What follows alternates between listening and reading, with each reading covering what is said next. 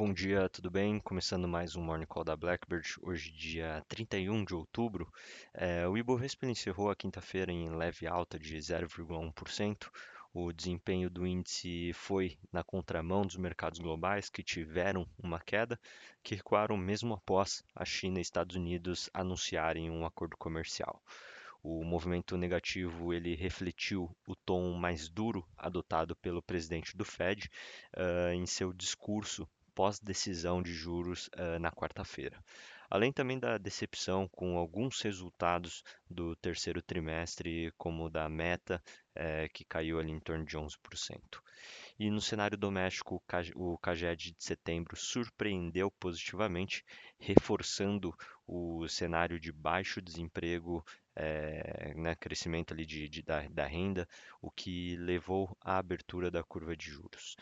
As ações da Ambev subiram quase próximo dos 5% após a divulgação de resultados do terceiro trimestre, que superaram as expectativas de lucro por ação devido a um efeito tributário pontual.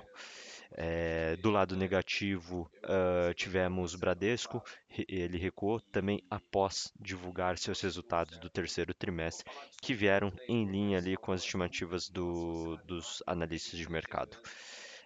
E nesta sexta-feira, a agenda econômica inclui a divulgação da taxa de desemprego de setembro no Brasil e a continuidade da temporada de resultados, tanto no cenário local como no cenário internacional. Quando a gente fala sobre a renda fixa, as taxas futuras de juros encerraram a sessão de ontem com abertura ao longo da curva. Falando sobre os mercados globais, nesta sexta-feira, os futuros nos Estados Unidos sobem, após também alguns resultados robustos de Big Techs, especialmente da Amazon, animarem os investidores.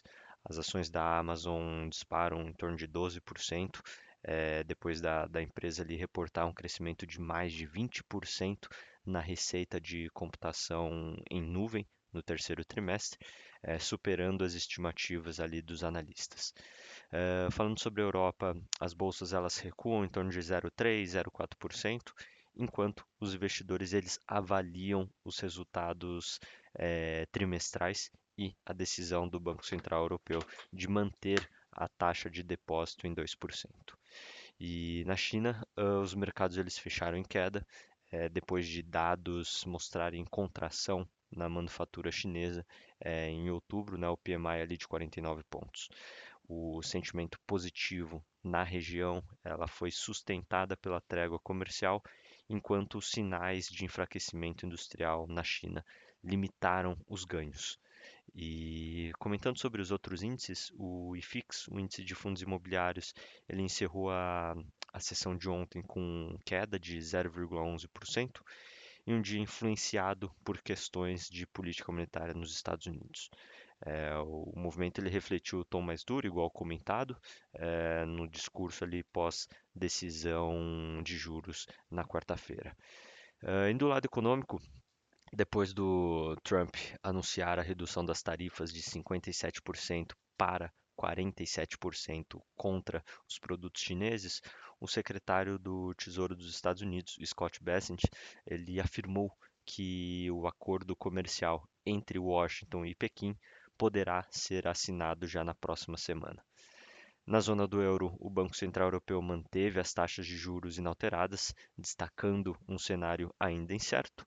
E aqui no Brasil, o relatório do CAGED mostrou uma criação líquida de 213 mil vagas formais em setembro, acima das expectativas. Todos os setores apresentaram melhora na comparação mensal, enquanto os salários eles seguem avançando de forma moderada.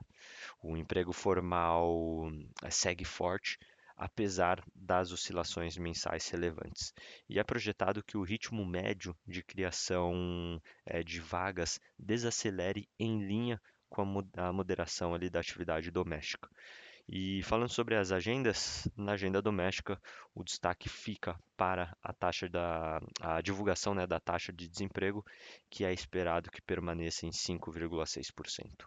Além disso, o governo vai divulgar o resultado primário do setor público, em que é esperado um déficit de 18,3 bilhões de reais. Bom, vamos ficando por aqui. Muito obrigado, bom dia.